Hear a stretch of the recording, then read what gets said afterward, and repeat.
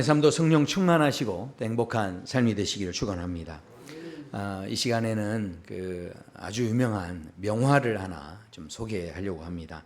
1886년에 빈센트 반 고흐가 그렸던 작품입니다.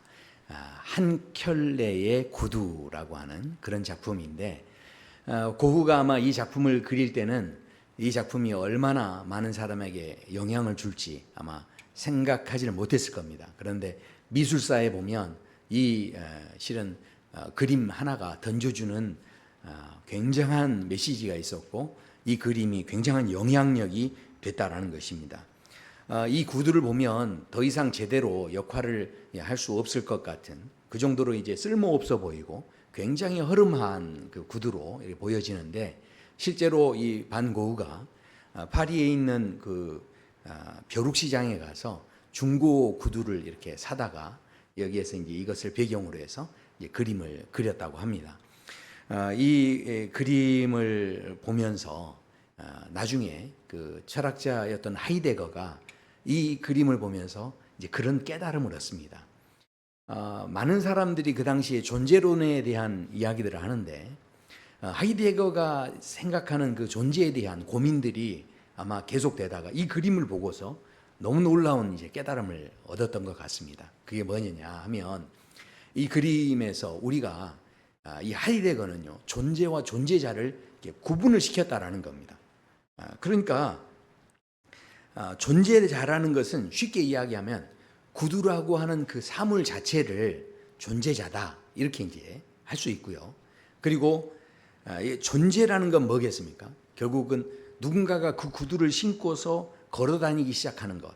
그래서 이 구두는 존재자인데, 그런데 그 구두를 신고 돌아다니는 사람이 존재다. 뭐 이런 이제 이야기죠. 그러니까 굉장히 실은 깊은 통찰을 한 겁니다. 자, 한번 생각해 보십시오. 구두가 공장에서 가공돼서 만들어졌는데, 그런데 만들어질 때는 그냥 사물로 존재하는 겁니다. 아무 쓸모가 없는 거예요. 그런데 이것을 누군가가 신고서 공사장에 다니면서 그 모든 못이라든가 이렇게 다칠 수 있는 것들을 다 보호해주는 이제 이걸 역할을 하면서 할 때는, 이때 누가 존재하는 겁니까? 노동자가 존재하는 거죠. 그리고 농사 짓는 그 밭이나 논이나 뭐 이런 데 이제 다니면서 그 흙으로부터 이렇게 보호할 때는 여기에 농부가 존재하는 거죠. 그리고 나라를 지키기 위해서 이 구두를 신고서 그렇게 나갔을 때는 군인으로서 존재하는, 그래서 그런 이 존재라는 것 자체가 결국은 이 사물과는 전혀 다른, 그런데 많은 사람들이 그 당시까지만 해도 존재론에 대해서 무슨 생각을 한 거냐면, 이 우주를 구성하는 그 물질이 뭐냐, 거기에 뭐가 존재하냐, 여기에 늘 관심이 있었다는 거죠. 그러니까 사물 자체에 관심이 있었다는 겁니다. 그리고 사람들이 지금 우리가 이게 존재하는데 육체가 있고 정신세계가 있는데, 우리의 정신세계, 우리의 어떤 육체, 여기에는 뭐가 존재하느냐, 이런 그 존재적인 부분들, 우리의 눈에 보여지는 이런 것을 우리가 대부분 존재론이다 이렇게 이야기를 했는데, 하이데거는 이것을 구분을 해버린 겁니다. 눈에 보여지는 사물 자체는 존재자일 뿐인 거고, 거기에 우리가 신발을 신고 거기에서 움직이는 사람이 어떻게 움직이느냐에 따라서 그 존재가 얼마든지 달라질 수 있다, 뭐 이런 개념입니다. 그렇기 때문에요, 하이데거는 하이데거가 생각하는 존재로는요, 구두가 빨간색이냐 파란색이냐, 구두가 뭐 하이힐이냐 단화냐, 그런 게 중요한 게 아닌 거죠. 구두의 생김새는 중요하지 않다는 거예요. 결국은 그것을 신는 사람들이 그것을 어떻게 신고 다니느냐에 따라서 모든 게 달라질 수 있다는 거죠. 그러니까 우리가 존재에 대한 그 물음에 또 그 어떤 대답을 할 때 이런 깊이 있는 좀 접근을 할 수 있어야 한다라는 겁니다. 제가 갑자기 왜 이런 이야기를 드리느냐, 오늘 본문을 볼 때 우리가 이것을 굉장히 실은 중요하게 생각할 수 있기 때문에 그렇습니다. 우리가 지금 로마서 말씀을 보고 있는데, 로마서 말씀은요, 실은 복음의 핵심 교리를 이야기하는, 이 모든 성경을 통틀어서 이 복음의 핵심 교리 하면은 무조건 로마서입니다. 로마서는 성경에 있어서 그래서 굉장히 중요한 역할을 하는, 반지로 치면 반지에서 그 링 위에 얹어져 있는 다이아 역할을 하는 이제 그런 그 아주 중요한 역할을 하는 게 로마서 말씀인데, 이 로마서 말씀에서 첫 번째는요, 우리 모든 사람이 다 죄를 지었고 우리가 심판 아래에 있다, 이런 이야기를 합니다. 그게 이제 1장부터 3장까지, 그리고 4장부터 5장까지는 그런 우리이지만 하나님께서 우리를 의롭게 해주셨다라는 이제 이런 말씀을 하시고요. 6장부터 8장까지는 우리의 모든 옛사람이 죽었고 우리는 이제 예수님 안에서 새 사람으로 살고 있다 하는 그런 이야기를 합니다. 그리고 9장부터 11장까지 내용을 보면 모든 믿는 자에게, 그러니까 이스라엘 사람뿐만 아니라 예수님을 믿는 모든 자에게 이 구원의 은혜가 다 모든 사람에게 임했다라는 이제 그런 말씀을 11장까지 실현하게 됩니다. 그리고 이 말씀들이 이어진 다음에 결국은 12장에 그렇게 은혜를 받은 우리가 그럼 어떻게 살아야 될 것이냐 하면서 말씀이 시작되는데, 그래서 우리를 거룩한 산 제물로 드리라, 이런 말씀이 나오는데, 오늘 우리가 읽었던 이 13장의 말씀에는 자다가 깰 때가 되었다, 어둠의 일을 벗어야 된다, 그리고 단정히 행하고 방탕하거나 술 취하지 말고 음란하거나 호색하지 말고 다투거나 시기하지 말고, 그리고 정욕을 위해서 육신의 일을 도모하지 말라 하는 이제 이런 말씀들이 나옵니다. 역시 제가 예상했던 대로 이런 말씀을 하면 마음이 벌써 무거워지고 아멘을 하시는 분이 안 계세요. 네. 이런 말씀에 대해서 실제로 저도 조금 이 말씀을 보면서 좀 이렇게 궁금했던 것이, 분명히 사도 바울이 로마서 전체의 말씀을 통해서 우리에게 주시는 것이, 강조하는 것이, 우리는 구원으로, 그러니까 우리는 믿음으로 구원받았다, 하나님의 은혜로 구원받았다, 우리의 행위로 구원받는 것이 아니다, 이런 말씀을 계속 했거든요. 그러면 맞아, 우리가 더 잘 믿자, 이렇게 해야 되는데, 그 믿는 사람으로서 더 잘 믿자, 이런 이야기가 나와야 되는데, 그게 아니라 우리가 그러면 그렇게 은혜를 받았으니 어떻게 해요? 똑바로 살자. 그러니까 다시 이야기하면 또 뭔가 율법을 이야기하는 것 같은 이제 그런 장면이 소개가 되기 때문에, 아니 도대체 분명히 우리는 은혜로 구원받은 건데 행위가 지금 중요한 게 아닌데, 그런데 왜 다시 이 행위적인 부분들을 이야기하냐는 거죠. 로마서 12장에서 우리를 거룩한 산 제사로 드리라, 그리고 어떻게 합니까? 원수가 줄이거든 목마르거든 다 마시고라는 거예요. 대접하라는 거죠. 그리고 선으로 악을 이기라는 거예요. 아니 정말 이해하기 힘든, 우리가 정말 예수님 믿고 이렇게 살아가면서 다시 뭔가 우리가 지켜야 할 행위가 있는 것처럼 되어지는 이런 말씀들을 보는데, 지난 시간에는 사랑의 빛 외에는 다른 빛을 지지 말라는 거예요. 그리고 오늘 이어지는 이 말씀에서도 어둠의 일을 다 벗어버리고 절대로 단정하게 행하면서 방탕하지 말아라 하면서 이런 말씀들을 쭉 하는데, 솔직히 말하면 내 예수님 지금 믿는 게 잘못된 게 아닌가, 너무 힘들다, 어떻게 원수를 사랑하나, 이런 마음이 실은 들지 않습니까? 신앙생활 하는데 정말 우리가 즐겁게 신앙생활을 하면 좋겠는데, 정말 이런 은혜를 받은 사람의 삶을 보면 더 이렇게 바르게 살아야 된다, 뭔가 그런 이야기를 하는 듯한 이런 내용이 전개가 되어 있다는 거죠. 제가 이런 이야기 할 때마다 조금 약간 자괴감이 드는 건, 나만 이런 고민을 해봤던 것 같아요. 꼭 우리 성도님들은 별로 여기에 대해서 별로 고민 안 해보신 것 같고, 근데 저는 이게 너무 헷갈리는 거예요. 분명하게 우리의 행위는 아무것도 아니야, 정말 우린 믿음으로 구원받은 거고 하나님의 전적인 은혜로 우리는 구원받은 거야, 이렇게 해놓고 그 다음에 뭔가 또 행동이 중요한 것처럼 이야기하고 있는데, 이게 지금 이해가 되냐는 거예요. 이게 지금 우리가 참 이해하기가 쉽지 않은 그런 말씀이라는 겁니다. 자, 그런데 너무 놀라운 건요, 실은 오늘 우리가 읽었던 이 말씀은요, 우리 성도 여러분이 잘 아시는지 모르겠지만 어거스틴이라고 하는 분이 그렇게 방탕한 생활을 하다가 이 말씀을 보고 인생이 완전히 뒤바뀌어 버린 거예요. 그러니까 이분이 너무너무 방탕한 삶을 살다가 자신의 고백록에서 그런 이야기를 하는데, 자신이 변화된 계기가 있다면 이 말씀 때문이라는 거예요. 이 말씀이 얼마나 이 사람에게 큰 충격을 주고 도전을 줬으면 이 모든 방탕 생활을 다 청산해버리고 이 완전히 새로운 그런 삶을 살게 되는 계기가 되어졌다라는 겁니다. 자, 그렇다면 도대체 이 어거스틴에게는 어떻게 이것이 인생 말씀이 되냐는 거죠. 우리 성도 여러분에게도 인생 말씀이 있지 않으세요? 내 인생을 다 영향을 주는 그런 말씀. 아마 인생 말씀이 아무리 있다고 한들 이런 말씀이 인생 말씀이다 말하시는 분은 아마 없을 것 같아요. 그런데 어거스틴은 이 말씀이 자기 인생 말씀인 거예요. 자, 그렇다면 도대체 무엇 때문에 충격을 받고 이 사람이 변화된 삶을 살았을까라는 거죠. 오늘 이 말씀의 시작을 보면요, 이렇게 됩니다. 너희가 또한 이 시기를 알거니와 자다가 깰 때가 벌써 되었다, 이렇게 말씀합니다. 자다가 깰 때가 벌써 됐다는 것은요, 다른 말로 하면 존재에 대한 자각을 이야기합니다. 이게 육신적으로 깨는 것이 아니라 영적인 자각, 깨어남을 이야기하는 거죠. 하이데거는요, 그런 이야기합니다. 우리가 일상의 삶을 살아가는데 많은 사람들이 자기 존재를 잊어버리고 산대요.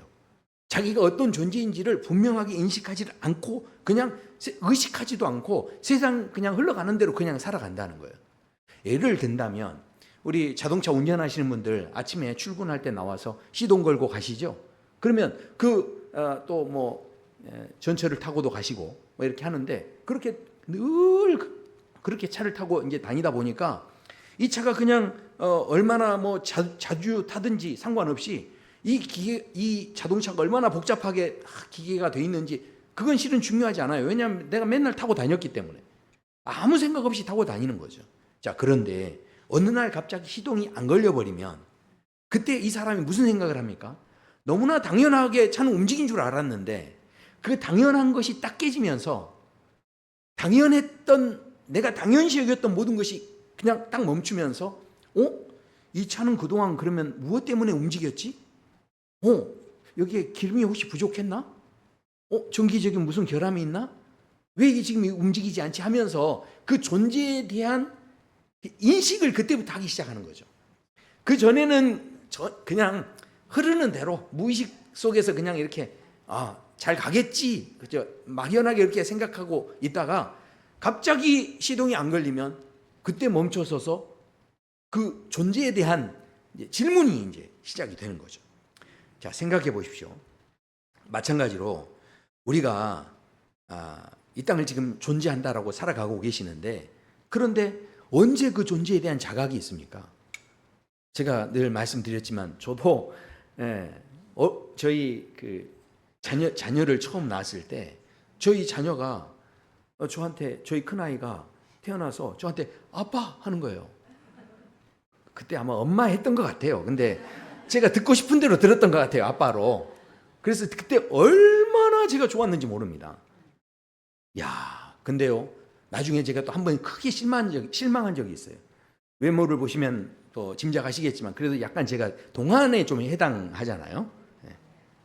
동의 안 해주셔도 뭐 어쩔 수 없지만 그런데 길을 가는데 누군가가 아저씨 부르는, 저를 부르는지 몰랐어요.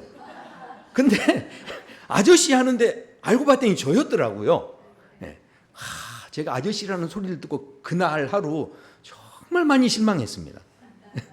그러니까 이 존재에 대한 그 자각을 우리가 정말 하고 사느냐? 아니요. 실은 우리가 그냥 살아가는 것 뿐입니다.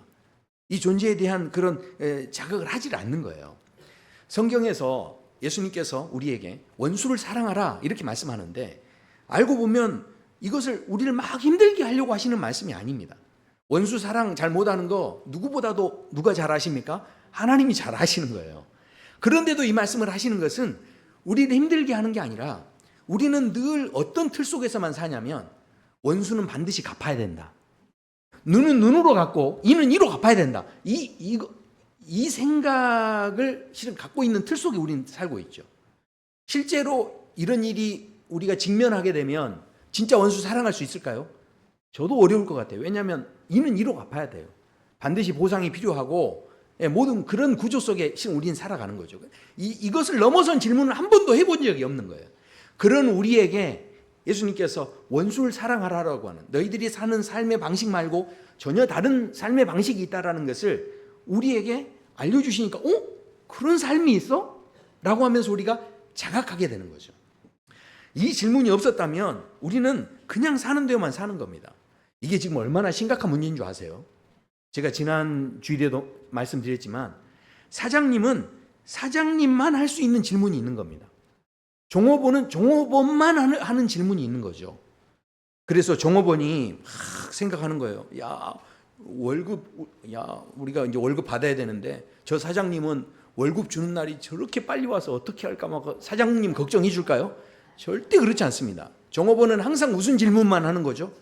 왜 이렇게 월급날이 안 오는 거야? 이 질문만 하는 거죠. 그러니까 존재가 늘 종업원이기 때문에 사장이 하는 질문은 한 번도 해본 적이 없는 거예요. 그렇지 않습니까? 그러니까 하나님께서 우리에게 원수를 사랑하라고 하는 것은 우리가 마귀의 종이 돼서 늘 종의 질문만 하고 산 거예요. 마귀의 종의 질문만 했던 우리를 무슨 질문을 하게 한 거냐면 하나님 자녀로서 질문할 수 있는 질문거리를 주신 거죠. 그러니까 이 원수를 사랑하라는 이 말씀 자체, 그러니까 우리가 갖고 있는 그 틀 속에서 보면요, 실은 오늘도 이 종으로서만 보면 오늘 말씀 자체가요, 실은 이해가 잘 되지 않습니다. 왜냐하면 내가 갖고 있는 틀이 그런 거예요. 종으로서 삶을 사는 사람은요, 자유롭게 살아라고 해도 절대로 이 자유로운 삶을요, 이 살아가기가 어렵습니다. 왜냐하면 한 번도 자유를 경험해보지 못했기 때문에 이해를 하지를 못하는 거죠. 그러니까 자신의 삶이 얼마나 비참한지를 깨닫지를 못하는 거예요. 왜냐하면 늘 종으로 살았기 때문에. 마치 이게 잠에 아주 깊이 잠들어 있으면 이게요, 이 사람이 내가 지금 낮인지 밤인지 모르는 거죠. 옆에서 아무리 일어나라고 깨나라고 이야기를 해도 그것 자체가 지금 자기가 깨나야 될 이유 자체를 모르는 거죠. 자, 그러니까 우리가 오늘 이 말씀을 통해서 너희가 이제는 깰 때가 됐다는 거예요. 깨나 보라는 거죠. 그리고 뭐라고 하냐면, 그래서 깨어나 보라 이야기하면서 이렇게 이야기합니다. 낮에와 같이 단정히 행하고 방탕하거나 술 취하지 말며 음란하거나 호색하지 말며 다투거나 시기하지 말고. 그러니까 종으로서 이 말씀을 보면 늘 율법적인 말씀으로만 다가오는 거예요. 그러나 자녀로서 이 말씀을 보면요, 이 말씀이요 전혀 새롭게 다가오는 겁니다. 자, 예를 들어서 어떤 아이가 보육원에 오래도록 살았어요. 이제 이 아이가 이 보육원 안에서 규칙을 지키면서 이제 거기에서 그 사는 대로 이렇게 살다가 어떤 부부가 그 보육원에 방문했다가 그 아이를 보면서 너무 불쌍한 마음이 들어서 다른 아이 말고 그 아이를 양자로 삼고 싶다 해서 데려갔어요. 자, 그러면 이 양자가 된 이 아이는요, 법적으로 이제 새로운 부모를 만나게 된 거고 그 가정에 들어가서 살게 된 겁니다. 자, 그렇다면 이 자녀가 그 새로운 가족의 일원이 되기 위해서 뭔가를 막 노력해가지고 그 가족이 된 건가요? 아니죠. 전적으로 갑자기 새로운 부모가 와서 자기를 지목해줘가지고 불러줬기 때문에 자기가 거기에서 그 가족의 일원이 된 거죠. 이것은요, 전적으로 은혜죠. 그렇지 않습니까? 그러니까 우리가 하나님의 은혜로 새로운 신분을 얻게 된 것은 우리가 뭔가를 노력해서 된 게 아니고 전적인 하나님의 은혜로 된 거죠. 자, 그런데 이제 그 아이가 그 가족의 일원이 됐다고 해서 그 즉시 그 가족의 가지고 있는 규범이라든가 그 가족이 가지고 있는 문화라든가 이런 것들을 내가 이 양자가 되자마자 법적으로 이름을 올리자마자 내가 그 집안의 모든 걸 내가 다 지킬 수 있습니까? 그걸 다 지킬 수 있는 게 아니라는 거죠. 왜냐하면 이게 자연스럽게 그 가정의 삶을 살기가 어려워요. 왜냐하면 그 전까지 무슨 삶을 살았습니까? 보육원에서의 삶을 살았기 때문에 옛사람의 모습이 아직도 있는 거예요.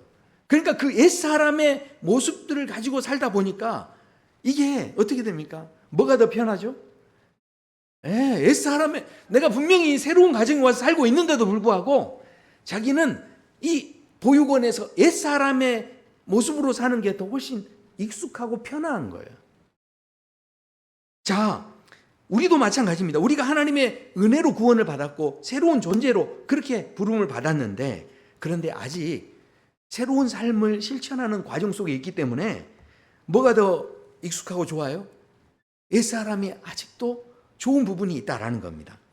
그렇기 때문에 그런 하나님의 자녀에게 하나님께서 오늘 주시는 말씀은 우리에게 율법으로 우리를 옥죄시려는 것이 아니라 이 말씀을 통해서 결국 뭐를 깨닫기를 원하시냐면 내가 하나님의 자녀에 걸받는 모습이 어떤 것인지, 이 자녀로서의 삶이라는 게 무엇인지를 알아가도록 하시려고 이 말씀을 지금 주셨다라는 것입니다. 예를 들어서 이제 다시 좀 설명을 해드리면, 선물이 왜 선물입니까? 선물은요, 제가 만약에 새로운 핸드폰을 누군가에게 선물을 줬어요. 그러면 그 선물은 진짜 선물이 되려면 조건이 없어야 되고 대가가 없어야죠. 그런데 내가 그 사람한테 이거 주고 나서 뭐를 막 시켜 먹고 이렇게 뭔가 하려는 마음이 있었으면 이건 선물인가요, 뇌물인가요? 그 뇌물이 되는 거죠. 그러니까 진짜 선물이 되려면 조건이 없어야 되죠. 대가를 바라는 마음이 없어야 이게 선물인 거죠. 그렇지 않습니까? 자, 그러니까 이게요, 그 사람이 나한테 그런 선물을 줬어요. 정말 마음에 담긴 막 선물을 준 거예요. 그러면 얼마나 좋겠습니까?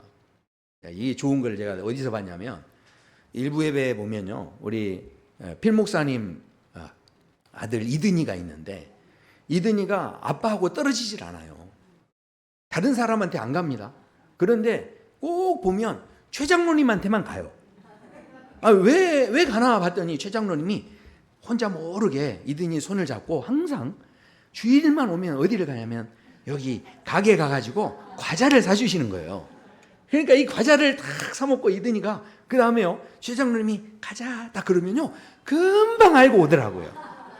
그러니까 다른 사람한테는 절대 안 가요. 오늘도요, 제가 그래서 최 장로님이 안 계셔가지고 제가 이든아, 내가 과자 사줄게, 가자 그랬더니요, 저 문 앞까지 딱 따라 나서더니 그 다음부터는 기분이 이상했는지 다시 아버지한테 가버리더라고요. 아빠한테. 그러니까 얘가 웬만해서는요 다른 사람한테 잘 안 가는데, 그런데 최 장로님이 있으면 딱 무릎에 벌써 앉아 있어요. 왜 그럴까요? 이 이든이는, 최 장로님은 예전에 보니까 과자를 사줬는데 잘못해가지고 다 엎질러 버렸어요. 그랬는데도 최 장로님은 또 사주시더라고요. 그러니까 이게 진심인 걸 누가 아는 거예요? 이게 대가가 없다는 걸 누가 아는 거예요? 집에서는 과자 엎질리면 막 혼나고 그러는데 최 장로님은 혼도 안 내시고 무조건 이렇게 주니까 애가요 그 다음부터 어떻게 해요? 이 어떻게든 최 장로님이 오라고 하면 실망시켜 드리고 싶지 않은 거예요. 그러니까 이 최 장로님에게 막 가는 거죠. 그러니까 생각해 보십시오. 우리가요 정말로 이 선물이, 하나님께서 나를 너무 사랑하셔서 이 선물을 주셨다는 걸 딱 깨달은 사람은요 어떻게든 실망시켜 드리고 싶지 않은 거죠. 그래서 노력하게 돼 있는데, 그런데 뭡니까? 훈련하게 돼 있는데 낮에와 같이 단정히 행하고 방탕하거나 술 취하지 말고 뭐 이렇게 하라는 거예요. 그러니까 그런 마음을 가진 사람은 이게요 옛사람의 모습이었지만, 그러나 이것을 벗어버릴 때 이게 막 무거운 짐으로 다가오는 문제가 아니라는 거죠. 왜냐하면 정말로 내가 그분을 즐겁게, 마음 정말 행복하게 해드리고 싶은 마음이 생기면 이게 율법이 아니라는 거예요. 자, 제가 이렇게 이야기를 해도 지금 우리가 이게 아멘 하기가 쉽지 않아요. 왜냐하면 목사님, 제가 지금 이야기는 다 알겠는데, 목사님 설명한 대로 지금 다 이해는 됐는데, 마음은 원이로되 육신은 약하도다. 늘 연약한 어떤 우리의 모습이 실은 있다는 거죠. 아니, 분명히 알긴 알겠는데, 그런데 생각처럼 행동이 뒤따라 주느냐? 그렇지 않다는 거예요. 이게요, 그래서 존재가 바뀐다는 게 보통 사건이 아닙니다. 실제로요, 우리는 늘 환자로만 살아왔기 때문에 의사의 입장을 몰라요. 의사가 가지는 질문이 뭔지를 모르죠. 환자로만 산 사람은. 그러나 가족 중에 누군가가 의사가 되지 않습니까? 그러면 그때부터 의사에 대한 질문이 생겨요. 의사가 가질 수 있는 질문이 생기는 거죠. 그러니까 늘 환자로 사는 사람들은요, 죽었다 깨어나도 의사가 가진 고민이 뭔지, 그 사람이 가지고 있는 질문이 뭔지를 몰라요. 그러니까 이 존재가 바뀐다는 게요, 이게 엄청난 사건인 겁니다. 그래서 12절에서 우리가 그렇게 잘 연약한 모습이 있기 때문에 12절에서 이런 말씀을 하셔요. 밤이 깊고 낮이 가까웠으니 그러므로 우리가 어둠의 일을 벗고 빛의 갑옷을 입자. 그러니까 이게 생각처럼 안 되기 때문에 반드시 여기에는 도움이 필요하다는 거예요. 빛은 외부에서 와야죠. 어둠의 일을 벗는다는 게 내 힘으로 안 되니까 바로 빛 대신 성령님을 갑옷으로 우리가 입어야 한다는 거예요. 그러니까 성령님의 도움이 필요하다는 이야기죠. 성령님을 통해서. 그러니까 우리가 막 노력해서 좋은 열매를 맺을 수 있는 게 아니라는 겁니다. 그래서 이것을요, 예수님께서는 이 빛의 갑옷을 입는다는 이 문제를 나무와 열매의 비유로 설명을 하셨어요. 그래서 예수님 뭐라고 하십니까? 좋은 나무는요, 자연스럽게 좋은 열매를 맺는다라는 말씀을 하십니다. 그러니까 내가 좋은 열매 맺어야지 하면서 막 노력한다고 해서 좋은 열매가 맺어지는 게 아니고요. 이 가지는 어떻게 해야 좋은 열매가 맺어지냐면 나무에 딱 붙어 있어야 돼요. 나무에 붙어 있기 위해 노력하면요, 좋은 열매를 맺어지게 돼 있어요. 제가 지금 예배 오기 전에 우리 주혜 자매가 우리 남편에게 우리 준호 형제에게 오빠 이게 좋아 이게 좋아? 그러면서 뭔가 물어보더라고요. 야, 남자들은요, 와, 여자분들이 이거 좋아 저거 좋아 하는 게 질문이 제일 어려운 질문이에요. 그런데 이게 좋아 저게 좋아 물어보는데 와, 준호 형제가 정말 노력하는 게 보이더라고요. 고민을 막 하더라고요. 이게 좋을까 저게 좋을까 정답을 맞춰야 되는데 막 하면서 막 고민하더라고요. 근데 제가 정말 제가 마음에 정말 우리 준호 형제에게 정말 안타까운 마음이 들어서 얼른 제가 옆에가 이야기해 줬어요. 이게 좋아 저게 좋아가 정답을 맞추는 게 중요한 게 아니고 당신은 이걸 해도 예쁘고 저걸 해도 예쁜데 나는 어떻게 하면 좋지? 그러면서 그런 말을 할 수 있어야 된다.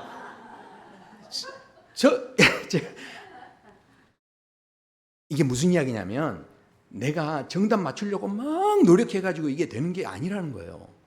우리의 신앙생활에서 정답 맞추려고 하는 것 자체가 어쩌면 어리석은 게 되는 거예요.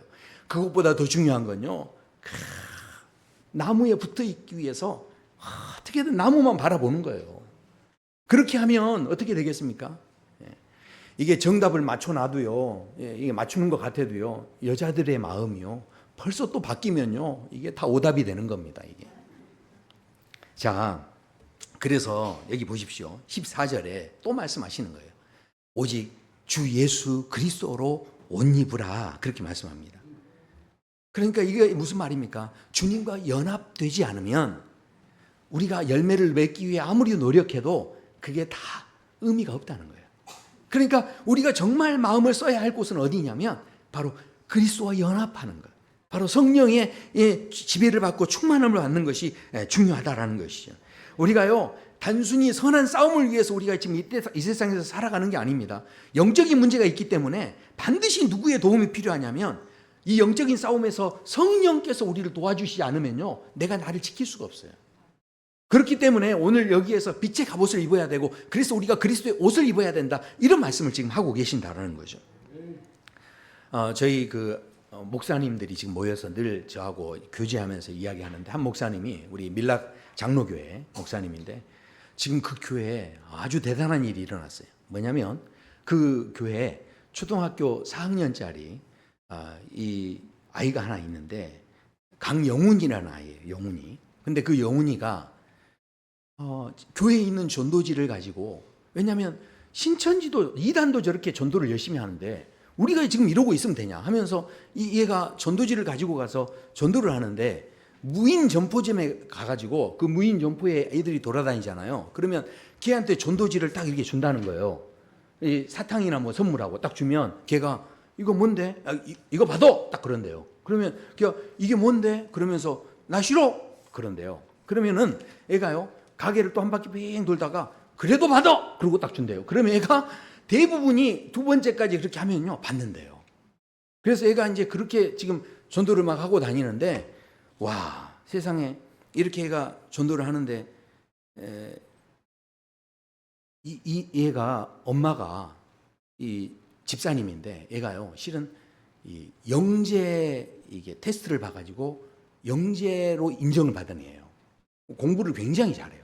그런데 얘가 맨날 가지고 전도를 하니까 엄마가 그게 너무 싫은 거예요. 엄마가 집사님인데도 그게 너무 싫은 거예요. 그래가지고 이 집사님이 너 제발 교회 가지 말고, 지금 학교 끝나면 어디 가야 돼? 학원 가야 되잖아.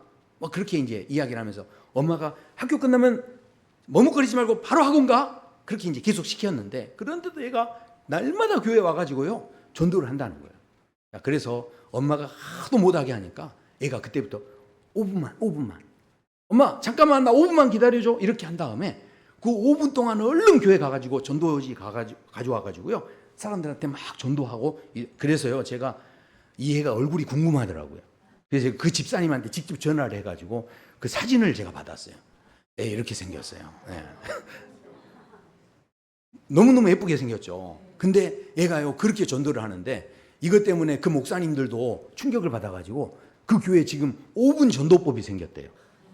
5분 전도법이 뭐냐? 제가 물어봤더니 그 목사님들이 그러더라고요. 이게 다들 실은 전도하기가 좀 어려우니까 얘가 학교 가도 이 학교에서 학원 가야 되는데 학원 가는 그 짧은 시간 5분 틈 내 가지고 전도한 것처럼 우리도 그렇게 하자 해가지고요. 그 다른 분들이 그렇게 했는데 애가 전도해가지고 초등학교 3학년짜리가 하나 왔거든요. 근데 너무 놀라운 건 그 3학년짜리가 와서 첫 시간에 예배를 드리고 그 다음에 목사님한테 질문을 하더래요. 뭐라고 질문했냐면 목사님 아니 왜 아담과 하와가 죄를 지었는데 그 죄가 우리한테도 죄가 될 수 있어요? 이렇게 질문을 했다는 거예요. 그러니까 목사님이 깜짝 놀랐대요. 이제 교회 처음 나온 애가 그 질문을 한 거예요. 그러니까 너무 깜짝 놀라서 이제 대답을 해준 거예요. 만약에 네가 이제 아담과 하와가 정해진 규칙을 지키지 않은 것이 그게 우리 모두에게 영향이 된 거야. 예를 들어서 너도 학교에서 선생님이 장난치지 말라고 했는데 막 장난치다가 물을 엎질렀으면 그 물이 다 여러 군데 튀어가지고 모든 사람에게 다 피해를 주는 것처럼 그렇게 됐는데, 그런데 하나님께서 그래도 우리를 불쌍히 여기셔서 예수님을 통해서 한 사람으로 죄가 들어왔지만 그 예수님을 붙잡기만 하면 거기에서 용서를 받을 수 있는 길을 열어주신 거야. 이제 이렇게 설명을 했대요. 그랬더니 얘가요 그 다음에는 이런 질문을 한 거예요. 그러면 아담과 하와가 죄를 짓고 나서 자녀를 낳게 되면 그게 죄인이 되는 거잖아요. 그러면은 내가 이제 예수님 믿고 의인이 됐으니까 나는 내 자녀를 낳으면 내 자녀는 의인이겠네요? 이렇게 질문, 초등학교 3학년짜리가 이렇게 질문을 한 거예요. 그러니까 어떻게 합니까? 네, 근데 자 어떻게 이제 대답을 해줬냐? 결국은 엄마 아빠가, 그러니까 너는 엄마 아빠 때문에 예수님을 믿게 됐지만, 그러나 중요한 것은 엄마 아빠가 아무리 건강한 음식을 엄마 아빠가 먹어도 그것으로 인해서 네가 건강해지는 건 아니야. 그러니까 너도 엄마 아빠처럼 건강한 음식을 자꾸 먹어야 그래서 너도 건강해지는 거야. 그러니까 우리가 이 구원받는 믿음을 위해서는, 의인이 되기 위해서는 각자가 하나님 앞에서 건강한 음식 먹는 선택이 필요한 거야. 이제 그렇게 이제 설명을 해준 거죠. 자, 생각해 보십시오. 이 자녀가, 얘가 실은 교회 나오기 전까지는 한 번도 자기 삶에서 해보지 않은 질문을 교회 나와서 해보기 시작한 거예요. 교회에 나오기 전에는 그런 생각 없이 그냥 살았어요. 그런 자각이 없이 산 거죠. 내가 어떤 존재로 살아야 될지에 대한 고민이 없었던 아이였죠. 그러나 이 아이가 교회에 나옴으로 인하여서 거기에서 그런 질문이 생기기 시작한 거예요. 이런 질문으로 인해서 내가 미처 생각지 못했던 세계를 보게 한다는 거죠. 오늘 우리에게 주시는 이 말씀들이 그저 우리를 힘들게 하려는 그런 말씀이 아니라 단정히 행하는 것, 방탕하지 않고 술 취하지 않고 음란하지 않고 호색하지 않고 다투지 않고 시기하지 않는 것, 이것을 우리가 계속하는 것이 세상 사람들과 비했을 때 세상 사람들은 마음대로 살고 다 자유롭게 살아서 아유 나는 손해보는 거 아닌가 이렇게 생각할지 모르지만, 그러나 매 주일을 성수하고 하나님 앞에 나와 예배하고 또 하나님 말씀대로 우리가 행하는 그 모든 일들이 우리를 버겁게 하는 것 같지만 아니요, 그런 게 아니라는 거예요. 그것이 반복되면 반복될수록 우리가 이 고우가 그렸던 그 신발처럼 어쩌면 이 땅에 있는 모든 것들은 빨간 구두냐 파란 구두냐 이게 모양이 뭐 사이즈가 크냐 작냐, 많은 사람들이 그래서 이 구두를 금 구두로, 더 좋은 구두로, 보기 더 좋은 새 구두로 바꿔보려고 이 구두에만 집중하면서 구두를 바꾸기 위해서 노력하는 그런 삶을 살고 있지만, 그러나 우리 주님께서 오늘 주시는 이 말씀은 구두의 문제가 아니라는 거예요. 그것을 신고 있는 너가 더 이상 종으로서 사는 것이 아니라 네가 그 구두를 신고 네가 어떤 존재로서 살아가느냐, 그것이 바로 너의 존재됨을, 그리고 네가 바로 하나님의 자녀로서 이 땅에 살아간 것이 얼마나 아름답고 귀한 일인지를 경험할 수 있게 하는 귀한 일이 될 수 있음을 오늘 이 말씀을 통해서 우리에게 도전하고 계시다는 것이죠. 그래서 우리에게 이제 자다가 깰 때가 되었다라고 말씀하시면서 비록 조금 힘들고 어려운 것 같지만 그러나 말씀대로 이것을 따라가 보는 것, 내겐 잘 어울리지 않는 그런 구두였지만 그러나 그것을 신고서 또 뭔가 내가 익숙하지 않았던 그 삶을 향해서 다시 한번 내가 도전하며 나갈 때 이미 우리를 은혜로 구원해 주신 그 하나님의 놀라운 사랑이 얼마나 큰지를 우리가 알아갈 수 있는, 그저 이 땅에서 어떻게 해요? 똑같은 질문이죠. 사장님의 질문, 종업원의 질문만 갖고 살던 우리, 의사의 질문, 환자의 질문만 가지고 살던 우리에게 그것과는 전혀 차원이 다른 질문을 던져볼 수 있는 자리에 설 수 있도록 오늘 이 말씀을 통하여 우리에게 도전하고 계신다라는 것입니다. 저는요, 우리 사랑누리교회 모든 성도분들이 이 율법이 얽매이는 그 무거운 짐에서 자유롭게 되어지시기를 소원합니다. 우리는요, 절대로 하나님 자녀된 우리에게는 하나님이 택하신 자녀에게는요, 절대로 우리를 무겁게 하시려고 주시는 말씀은 하나도 없으시다는 거예요. 그 모든 말씀은 바로 우리로 하여금 더 큰 자유를 보게 하시려고 도전하시는 생명의 말씀인 줄로 믿습니다. 우리 함께 찬양하시겠습니다.